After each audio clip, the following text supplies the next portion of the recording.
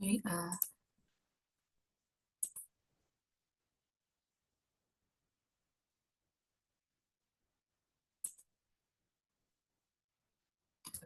sebelumnya Assalamualaikum warahmatullahi wabarakatuh. Perkenalkan, nama saya Ratu Berliana Rospadila Mahendra dengan NPM 23170517078 dari kelas A. Pada kesempatan kali ini saya akan menjelaskan dan juga terkait apa yang saya buat itu untuk pertemuan ketiga terkait penalaran pada ketidakpastian di sistem pakar. Di sini sudah ada ChatGPT dan ia akan menjelaskan kembali pada saya sebenarnya penalaran pada ketidakpastian itu apa gitu, khususnya di sistem pakar. Nah, jadi dalam sistem pakar itu sering sekali kita ketemu kondisi di mana pengetahuan atau data tidak lengkap, ambigu, ataupun probabilistik yang biasa seringkali disebut dengan ketidakpastian. Nah, di sisi lain, sistem pakar itu harus bisa mengambil keputusan meskipun tidak semua informasi itu pasti. Nah, caranya, oke, jadi kenapa ada ketidakpastian? Itu biasanya datanya tidak lengkap. Nah, bisa juga informasinya itu samar atau ambigu, lalu pengetahuan pakar yang tidak 100% pasti, dan juga lingkungan yang berubah-ubah. Teknik yang dilakukan itu bisa dengan menggunakan probabilitas bias atau naive bias, yaitu menggunakan teori probabilitas untuk menghitung kemungkinan suatu hipotesis itu benar. Nah, biasanya kalau di probabilitas bias itu bisa ada dua hipotesis. Yang pertama bisa misalkan ya ataupun tidak. Nanti kita lihat kecenderungan nilainya itu lebih besar yang mana. Jika lebih besar yang mana, maka itu yang kemungkinan benar. Nah, lalu juga bisa dengan faktor ketidakpastian atau certainty factor. Itu dikembangkan dengan di sistem pakar Maysin dengan nilai skala antara -1 sampai +1 untuk mewakili tingkat keyakinan. Contohnya, pasien kemungkinan 0,7 atau 70% menderita flu. Lalu teori Dempster-Shafter mirip seperti probabilitas, tapi mungkinnya ada derajat ketidaktahuan dan bisa menggabungkan beberapa sumber bukti yang tidak lengkap. Lalu, ya logika fuzzy logic itu biasanya cocok untuk kondisi abu-abu. Contohnya itu suhu tidak hanya panas atau dingin, tapi bisa agak panas dengan derajat tertentu. Nah, mungkin langsung saja ke soal satu dan peran ganda. Jadi contohnya adalah dalam sistem pakar medis, seorang pasien datang dengan gejala demam dan batuk. Pakar memberikan aturan sebagai berikut.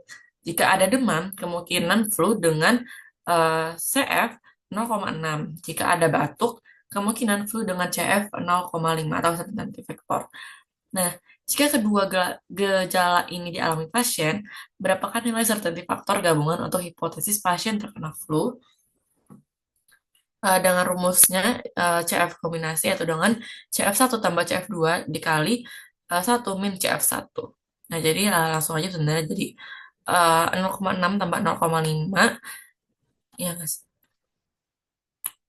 Ya, betul, dikali 1 min 0,6.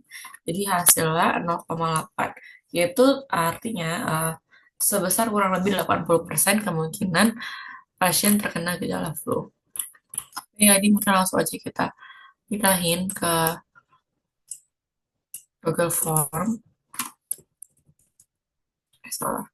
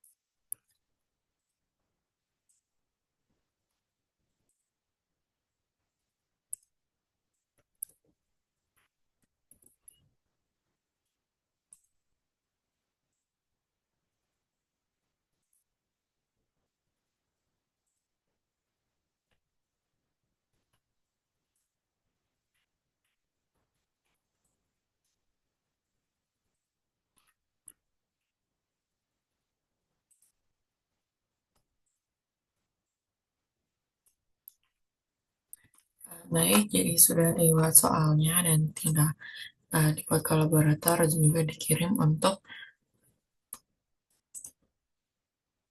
nilai nilai dan juga untuk link videonya. Sekian dari saya.